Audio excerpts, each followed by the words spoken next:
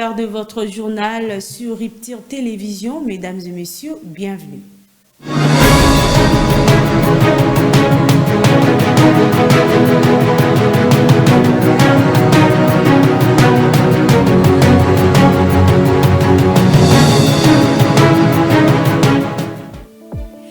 Un seul titre dans cette grande édition du journal, le chef de l'État Félix-Antoine Tshisekedi a inauguré les nouveaux bâtiments administratifs de l'inspection générale de finances baptisé immeuble Étienne Tshisekedi Wamulumba. La cérémonie inaugurale s'est déroulée ce mardi 8 octobre 2024 à Kinshasa dans la commune de la Gombe. Plus de détails dans cette édition du journal.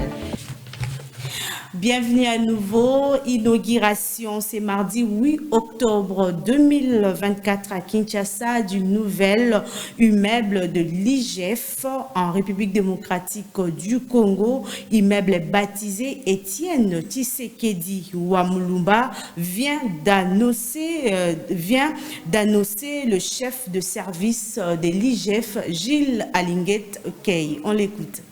Mesdames et messieurs, en vos titres et qualités respectifs, à l'unanimité, la direction de l'inspection générale des finances a décidé de baptiser ces bâtiments immeuble Étienne Tshisekedi Wamulumba.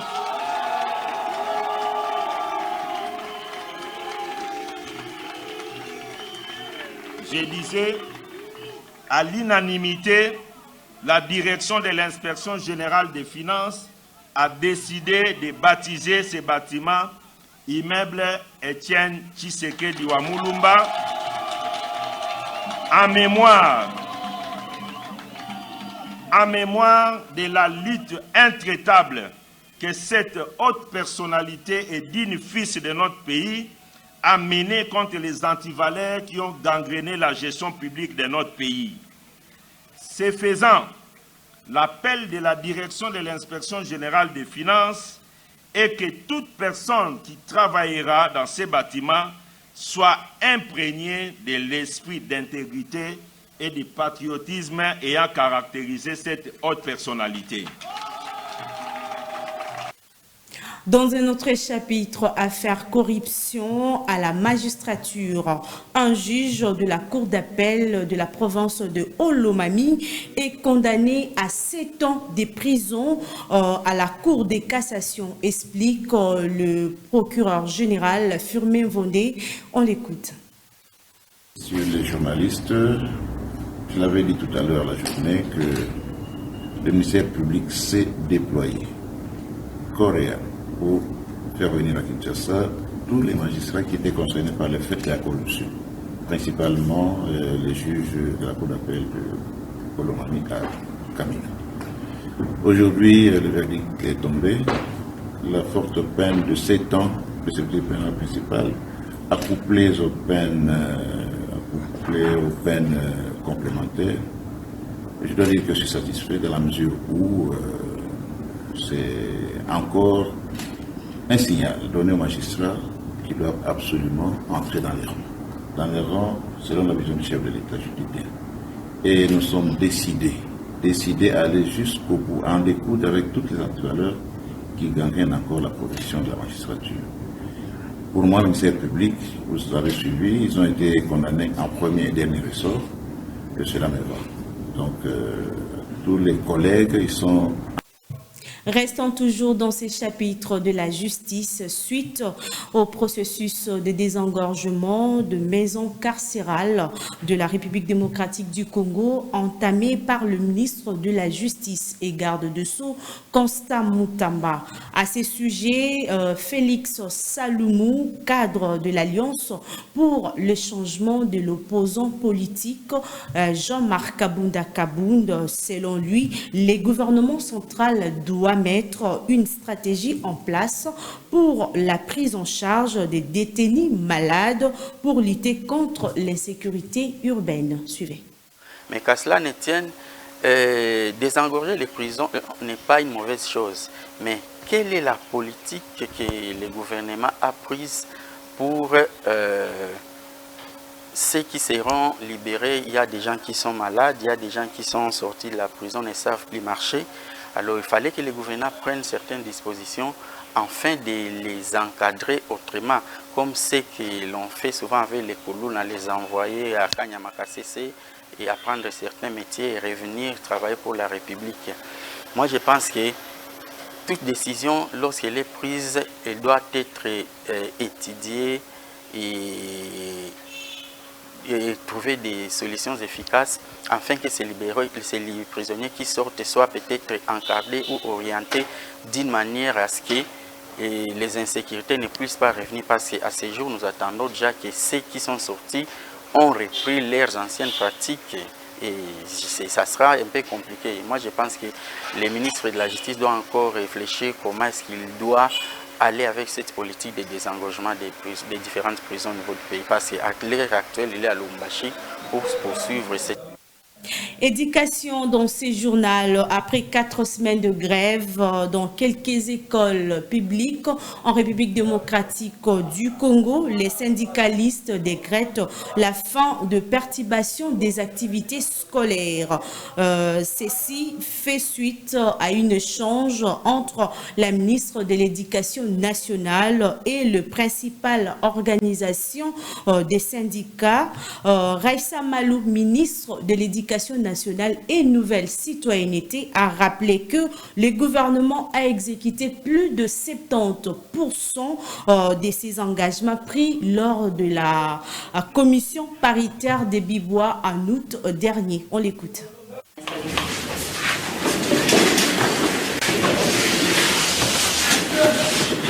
Les enseignants jouent un rôle majeur et ils sont au centre de nos préoccupations parce que c'est eux qui ont la lourde charge de pouvoir assurer une éducation de qualité pour nos enfants. Et si nous sommes là tous aujourd'hui, c'est grâce précisément à ces enseignants qui se sont mobilisés dans des conditions difficiles, mais qui ont fait en sorte que nous puissions, nous tous ici, acquérir les compétences, les savoirs, les savoir-faire nécessaires pour nous permettre de jouer des rôles d'inclusion. Donc je voudrais rappeler à quel point c'est important que l'école, à quel point l'école est importante pour la nation, à quel point la condition des enseignants compte pour le président de la République, le chef de l'État, de la même manière que pour la première ministre, que le gouvernement est absolument déterminé à améliorer ces conditions, mais il s'agit d'un travail qui demande du temps, et nous allons ensemble évoluer pour pouvoir améliorer les conditions. Mais nous devons rappeler que l'éducation est importante et donc que nos enfants doivent pouvoir bénéficier de cette éducation. Mais j'ai compris que tous les syndicats sont tous d'accord sur le fait qu'à partir de lundi, il faut que les cours reprennent, parce que vous savez à quel point c'est important, là où ce n'est pas le cas, que la situation... Suite au comportement inadéquat des agents de la police nationale congolaise ville de Matadi au Congo central ayant tiré à balles réelles lors d'une manifestation des élèves observée ce lundi. À cet effet, le ministre provincial de l'Intérieur et Sécurité, Constant Mavidila, condamne cet acte de la part de la police nationale congolaise. On l'écoute. Aucun décès. Malheureusement, puisqu'il y avait beaucoup d'enfants, il se trouve que des malfrats que nous appelons communément Koulouna, c'était aussi infiltré parmi les enfants. C'est ce qui, en fait, a créé réellement ce débordement-là et qui a même fait que, et d'ailleurs, les services de sécurité ont appréhendé 2 de ces Koulouna-là qui sont aux arrêts. Mais nous rassurons la population du Congo central, mais aussi les Congolais en général, que le Congo central, c'est une province qui est gérée et administrée. Ce qui fait que, bien qu'étant en itinérance, monsieur le gouverneur de la province, Nkwanga Maswangi Bilolo-Grasse, a pris des dispositions ou des mesures qui s'imposent. Et donc, à l'heure qu'il est, les 3 policiers en question sont aux arrêts parce que, quoi qu'il en soit, et en tout état de cause, les policiers ne pouvaient pas, n'est-ce pas, faire usage d'armes pour disperser ou sinon s'interposer à une marche faites par des écoliers ou des enfants. Et donc, ça, c'est quelque chose que nous, l'exécutif provincial, dans notre ensemble, condamnons. Pareil pour les chefs de l'exécutif provincial, condamnent ces actes perpétrés par ces policiers, parce que les policiers n'ont pas droit d'armes, n'est-ce pas, pour pouvoir disperser des enfants. Des enfants, ce sont nos enfants, ce sont des petits-enfants, quoi qu'il en soit, et donc ils n'avaient pas droit. Ça, c'était des ordres ou un ordre très très mal donné de la part de ces majors. Voilà pourquoi ces derniers sont aux arrêts. Restons toujours dans ces mêmes optiques. Prince Epengue, communicateur de la Mouka, condamne fermement l'acte posé par les agents de la police nationale congolaise ville de Matadi pour avoir ouvert le feu sur les élèves. On l'écoute. Écoutez, je viens d'arriver à Virginie après mon étape de Chicago. Mais je viens d'apprendre que le régime de M. Tshisekedi, qui est assoiffé du sang, a raté de massacrer des milliers de jeunes élèves qui marchaient à Matadi pour demander la réouverture, demander la reprise des cours, parce que comme vous le savez, les enseignants avaient grévé pour demander qu'on puisse améliorer les conditions de travail et les conditions également salariales. Et la coalition La Mouka, la Ligue du Congo, nous condamnons fermement ce qui s'est passé aujourd'hui à Matadi. Comment les policiers chargés ou censés sécuriser peuvent tirer sur nos enfants. Nous connaissons qu'à Beni, la police avait tiré sur les enfants. La police avait arrêté les enfants. Mais c'est Félix Sulombo avait prétexté l'ignorance parce qu'il n'est jamais au courant de rien. Et là, son régime vient de rééditer l'exploit de tirer sur nos enfants, qui manifestaient pacifiquement, main à l'air, pour demander à ce que les cours puissent reprendre et que les professeurs soient, les revendications des professeurs soient prises en compte. Et à partir de Virginie, où je me trouve, je me sens dans l'obligation de condamner fermement, parce que les appels pleuvent dans mon téléphone. Je viens de l'aéroport, mais j'attends que nous puissions discuter avec le président Fayulu. Et nous allons demander des explications à M. Félix Tshilombo. Il faut que les policiers qui ont tiré sur nos enfants rendent des comptes. Nous exigeons, nous, la Mouka de Congo, la démission du ministre provincial de l'Intérieur du Congo central. Et M. Jacquemin doit nous expliquer qui a donné l'ordre que ces policiers tirent sur nos enfants qui manifestaient pacifiquement. Il y a à peine que le régime Tshisekedi vient de massacrer plus de 500 personnes à Makala, et là, il voudrait massacrer nos enfants. C'est inacceptable. Dans un autre chapitre, l'état des caniveaux à Kinshasa reste préoccupante, bloqué par des bouteilles en plastique et autres déchets. Et cette situation non seulement met en péril la salubrité de la ville, mais augmente également le risque des inondations et des maladies liées aux l'eau stagnante. À chaque averse, le riz se transforme en rivière de déchets. Le caniveau censé évacuer les eaux de pluie sont souvent bouchés par une multitude de bouteilles en plastique.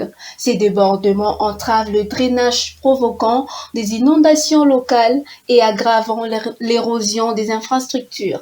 Il est regrettable de constater que les promesses faites par le gouverneur de la ville-province de Kinshasa, Daniel Bumba, les actions concrètes tardent à se matérialiser. La population attend des mesures efficaces pour remédier à ces problèmes qui affectent tant la qualité de vie des habitants que l'image de Kinshasa. Les promesses de nettoyage et de maintenance des caniveaux doivent se traduire par des actions tangibles et régulières. Face à cette situation, il devient urgent d'adopter une approche intégrée par la gestion de déchets et l'entretien des infrastructures. La sensibilisation de citoyens sur le recyclage et la gestion de déchets doivent être menées. De plus, les collectivités pourraient renforcer les infrastructures des collectes et des nettoyages de déchets. Le problème des caniveaux obstrués par les bouteilles en plastique est révélateur d'une crise plus vaste liée à la gestion de déchets. Agir collectivement pour réduire la pollution plastique est essentiel pour préserver notre environnement et assurer un cadre de vie sain pour tous.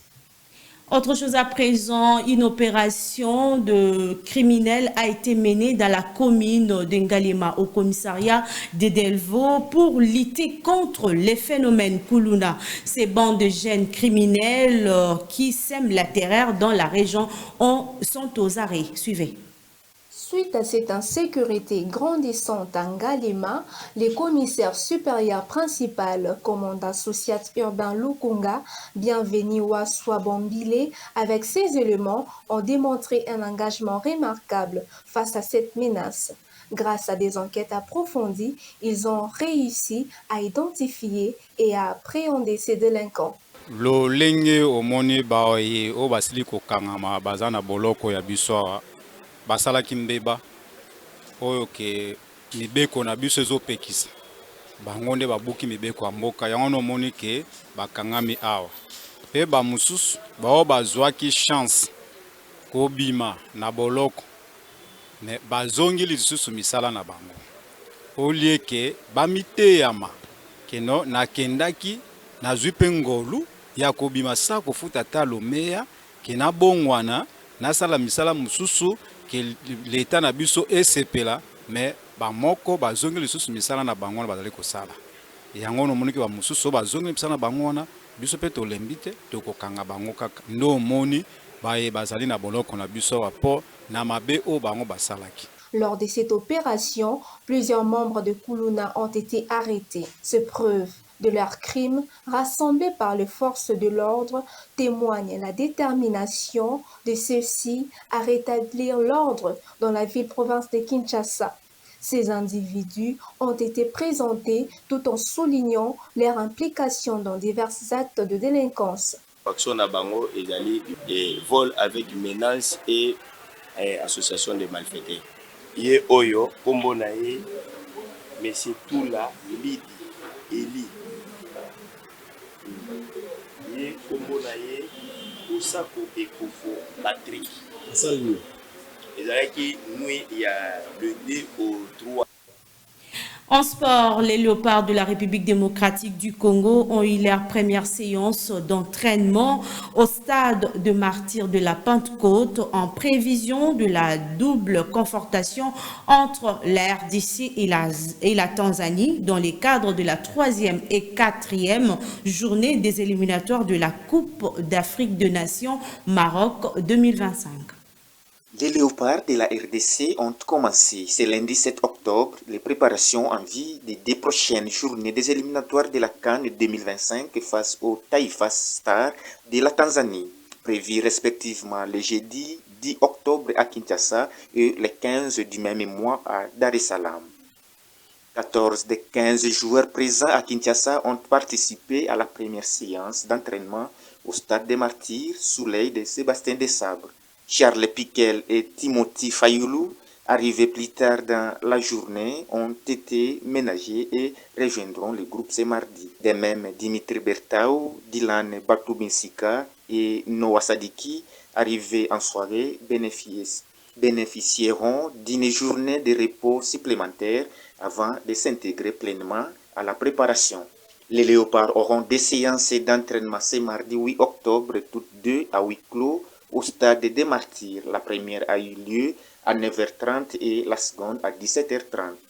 Signalons que les Léopards affichent complet pour affronter la Tanzanie. C'est contract là. Ça commence à toucher le ballon. S'il y a une erreur, on la rectifie rapidement, c'est pas grave. C'est par cette séance d'entraînement des nous Léopards que nous bouclons cette grande édition du journal sur Riptire Télévision. Quant à moi, je vous dis merci d'être fidèle à nos programmes et restez branchés. Au revoir.